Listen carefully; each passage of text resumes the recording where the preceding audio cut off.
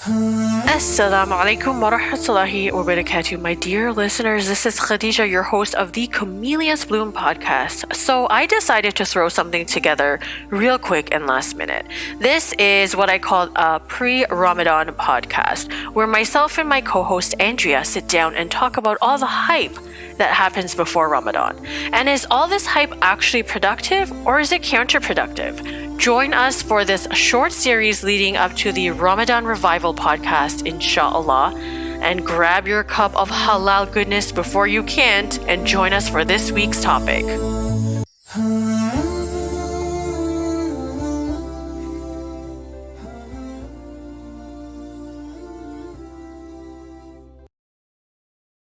Welcome back to episode 2 of the Pre-Ramadan podcast. How are you doing today, Andrea? Oh, Assalamualaikum, everybody. Yes, I'm doing very well. Thank you. Alhamdulillah. What about you, Khadija? Wa alaikum salam wa rahmatullahi wa barakatuh. I am doing quite well myself, just quite busy scurrying around for the Pre-Ramadan podcast and just the Ramadan stuff for the Camellia's Bloom. But other than that, alhamdulillah. Great. So then today, we're going to talk about the common question phrases we're starting to hear all over the place on social media. And that is, have you prepared for Ramadan? What do you do to prepare for Ramadan? And all that prep stuff that we always hear every year around this time. What is that? That's right. As a convert, and even for many born Muslims, this might actually cause a lot of panic and anxiety. Not to mention confusion. Right. So let's get started, Andrea, and tell me, have you prepared for Ramadan? How do you prepare? Well, I think, quite honestly, 8 years in, yes, I have done things like prepare for Ramadan, and they've been, the lists of things, they've been the focusing, they've been the practical things. They've been like a massive shopping or a massive cooking for the freezer, or a big house clean, and I listen to born Muslims or the revert Muslims, seeing what they're doing, and I add to this list of preparation.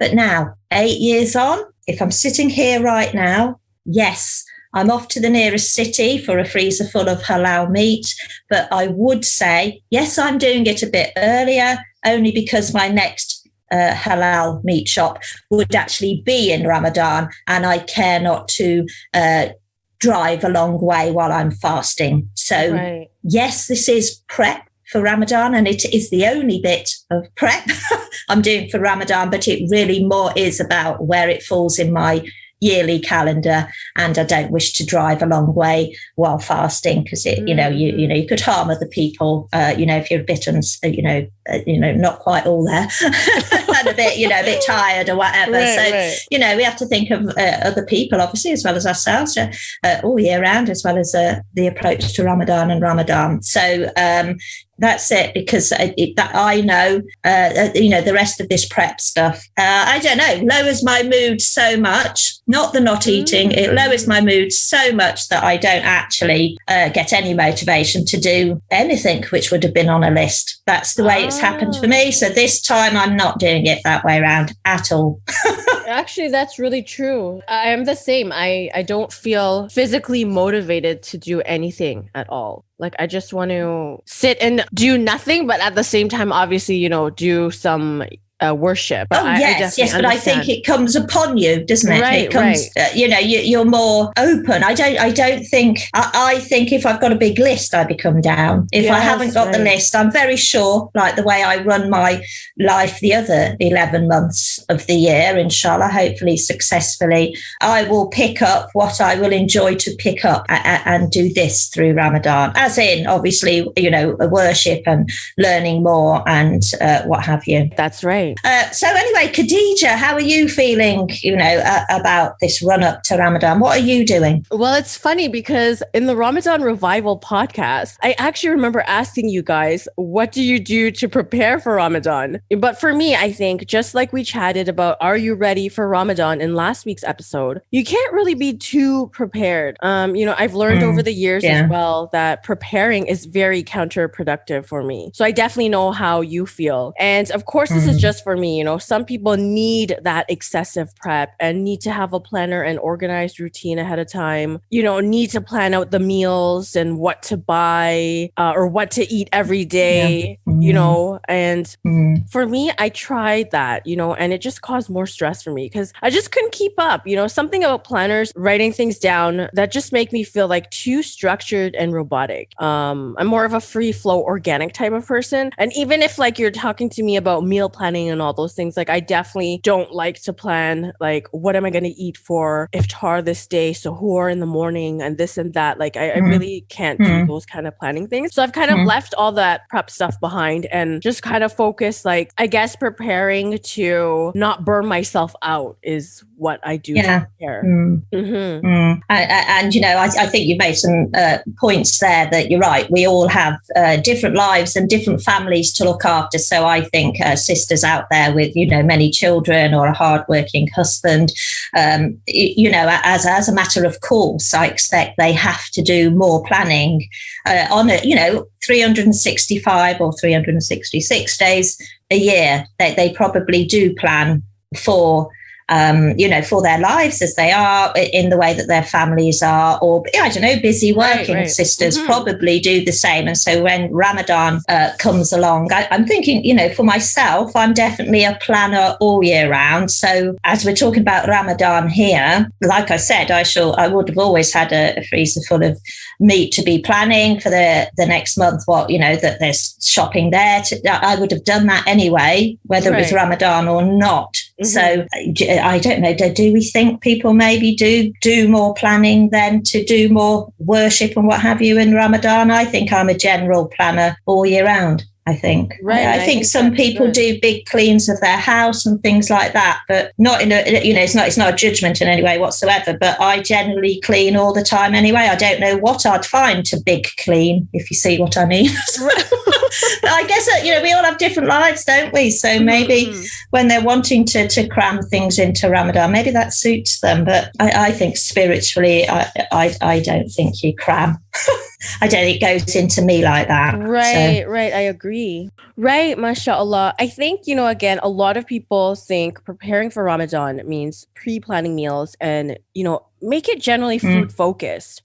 But even if you look at preparing for ibadah, like worship during Ramadan, for example, there's only so much you can cram in the holy month, right? Like we kind of covered this in our first episode last week, being ready, preparing. Honestly, at the end of the day, you can only do so much of it because ultimately we know that Allah is the best of planners and anything can come up during the blessed month, that might throw us off our game. Yes, right? Very good point. Yes, we're not all going to have these, regular days. We don't know what's going to come up either, do we? Because life will go on, won't it? Yeah, exactly. And if we expect, for Ramadan and even like you said, life in general to go as we planned, and if it doesn't, it might shake us up and leaving us with anxiety, confusions, low iman.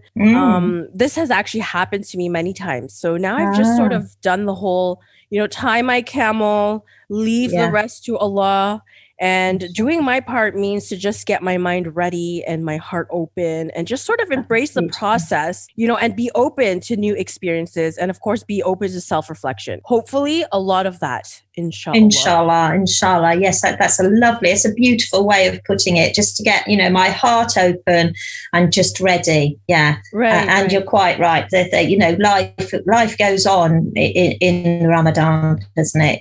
Definitely. We don't know what might be thrown up. So, oh gosh, yes, and not to be able to do what you've put on your list, if you're a list person and for that to fail. It does add to your sense of failure, which is a terrible thing. We should be embracing the beauty of Islam more and more, and we don't want to be feeling disappointed, do we? Any time in life, really. But again, not making judgments or passing judgments here to those who do make the planner things, like that do the planner things and need a list and stuff, because I used to do that and I just realized it didn't work for me, Yes, I absolutely the same. Yeah. Right. But if it works for other sisters, go for that. Like if that's what it works for you, and you can work around like unplanned circumstances, and you can like incorporate like things that randomly happen outside of your list, and you can incorporate that. Then good for you, mashallah. Like for me personally, I can't do the whole I've learned I can't, because I'll admit to being a big list person. Anybody who knows me, I have lists on lists, and I love crossing things off my whiteboard. And I yes, I function definitely, like that all year round. I do plan, but like I always say to people on the time management courses I go on, within my schedules, there's always big gaps, and those big gaps are for those things that occur in life that you need to deal with, and then get on back to your list. So, and obviously, if nothing occurs in all those gaps that you put in your timetable, you've got loads of time at the end of the day to do what you like. Alhamdulillah. Exactly. And it's worked throughout my life when I've had 6 or 8, small children to look after. It's always, that process has always worked for me. But amazing that we come to Ramadan and I do my list. And no, it's for me, I think it doesn't work as a list for Ramadan, because like you say, it's the open heart thing. I want to take it into my heart. I want it to be there, to continue to be there. So anything that I learn and that I do, I want to feel. What have you put? What you said earlier? Embrace the process. Yes, I want to feel and embrace Ramadan.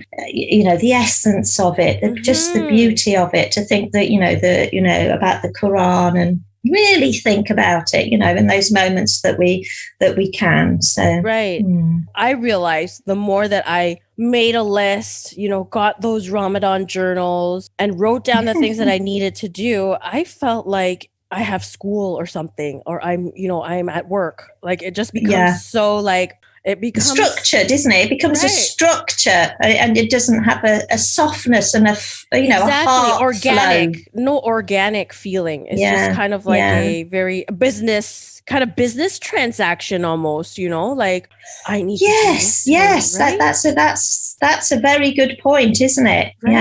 So we don't want to be yes, we do want to be doing things to get reward back, but if we're sincerely going to do this for ourselves and for Allah, and to embrace all of Islam the most that we can. And I can't say strongly enough to take forward after the month of Ramadan as well. Exactly. Right. And I think that is such an important point. And we touched upon this, last episode as well, that, when we're getting ready for Ramadan and preparing for Ramadan, we want to actually prepare for post-Ramadan, like how are we going to carry out this month, this blessed month, after it's finished? Do we go back to our old ways? Do we go backwards? Do we take a step back and sit there and stay there? Or do we move forward? We keep taking the steps forward. So I think that is a really important point, preparing in this month for post-Ramadan, because like you said, we can only cram so much into the 30 days. And most of the times we burn out. We burn out because we're just trying to cram everything into this one blessed month. It should be throughout the year kind of thing, kind of, just doing things that you always do, but just kind of like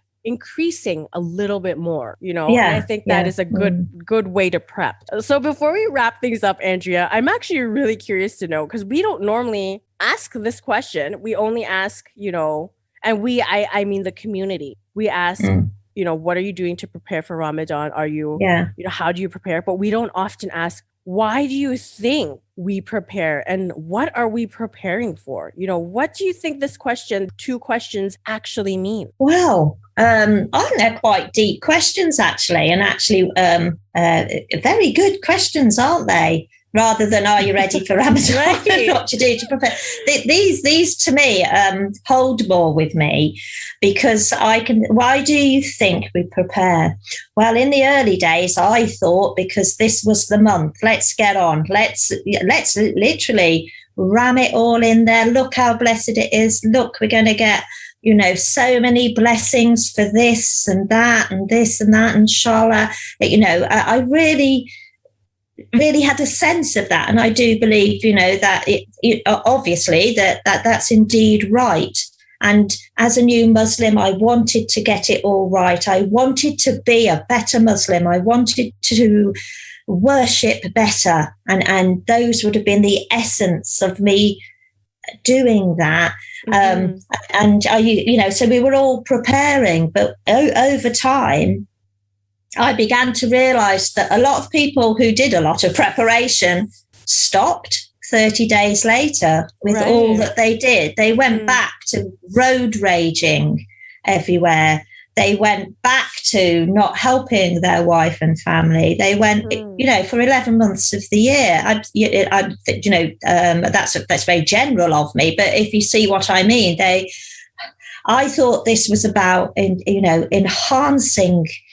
Ramadan was about enhancing me and my understanding of the Quran, and it was sent down as a manual for us to live our lives. And with all that cramming and all that learning, that wasn't just for us to live our lives in that 1 month. It's for us to take forward.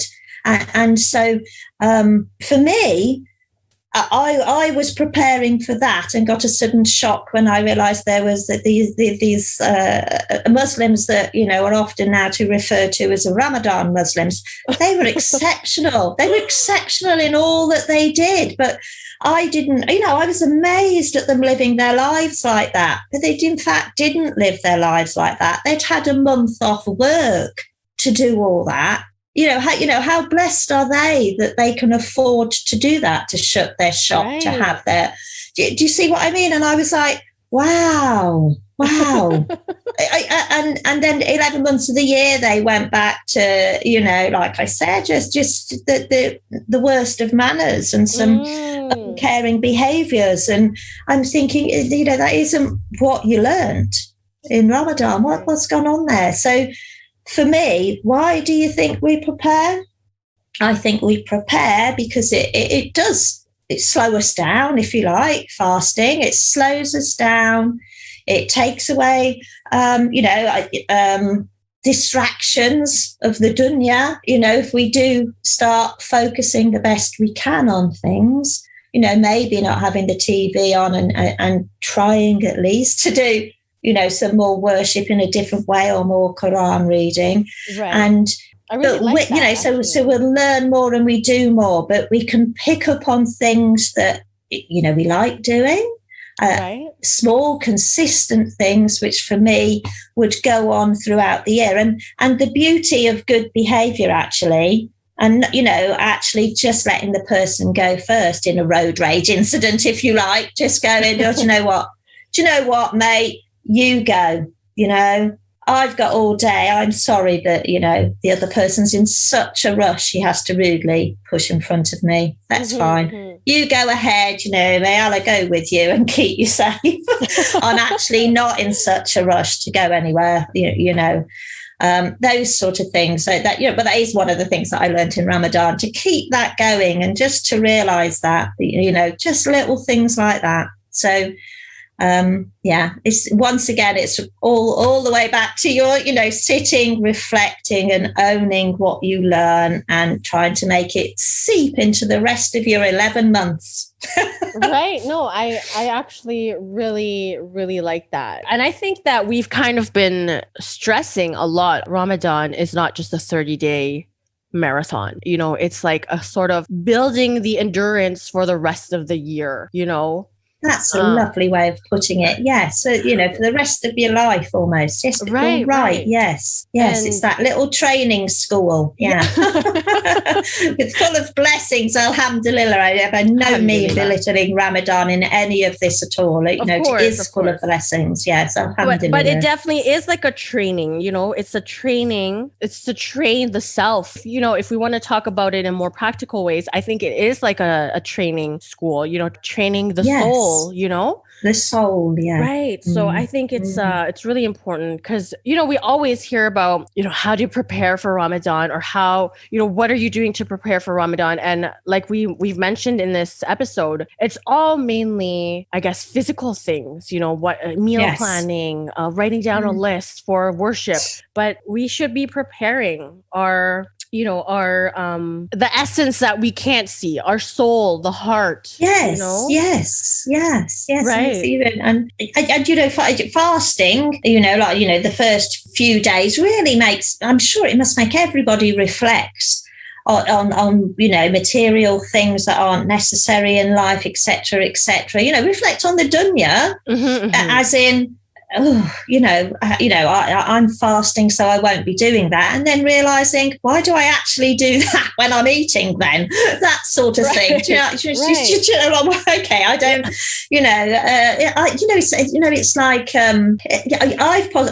I've spoke a lot about the things that I will learn and take forward. I actually think I'm going to stop right there because I think that's for post-Ramadan. And I'm just going to make a note of what I was going to say. And what I was going to say was, I also, is it called outcropping? Whereby I take out of me, like I said, I sit there so hungry. And, no, that's not fair because I don't sit there so hungry. I'm thinking I'm not going to drive to Birmingham or London today because I'm fasting, okay? Then I realise, that's okay. You don't actually have to do that anyway. Throughout the 11 inches, let's take that part of your general yearly routine out of your life because you don't actually have to do it. Right. Do you know what I mean? So outcropping the bits that you think you need to be doing and you actually don't. I don't know. There's that odd acquaintance that you always make the effort to go and see. They never come to see you.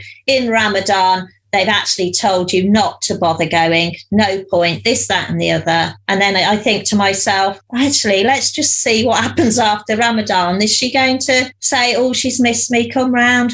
No, they didn't. So I don't go and see them. And then all of a sudden you get a text 6 months later, like, oh, what's wrong with you? What have I done to you? Took you 6 months to worry about it, love. Do you really mean that? You know that? So sort of, there's a lot of outcropping, but I think that's post-Ramadan, isn't it? If you're sitting there reflecting on what you're not going to be doing after Ramadan, as well as the beautiful stuff you'd like to take forward. So yes, that's going to be our last and final pre-Ramadan episode. Yeah, but it's just come on me that I do a lot of that stuff as well. I realize I don't need to do. Right. Reminding even for myself, like, after Ramadan, don't forget to check up on your sister. Yeah. Continue bringing a piece of cake that you baked, for our sister. It's a reminder for myself first, of course. Absolutely. But again, we will touch more on these things post-Ramadan in our post-Ramadan episode next week, inshallah. So, Andrea, time has run out. SubhanAllah, went by so quickly today. So I hope this was beneficial for all of our listeners, and stay tuned for next week's last episode before the Ramadan Revival podcast, where we will be talking about what, Andrea? Post-Ramadan. Yes, something we don't normally consider. Looking forward to it, inshallah. We kind of sort of gave you guys a little taste of what we'll be talking about next week, inshallah. So this is Khadija and Andrea signing off. Assalamualaikum. Bye. Bye.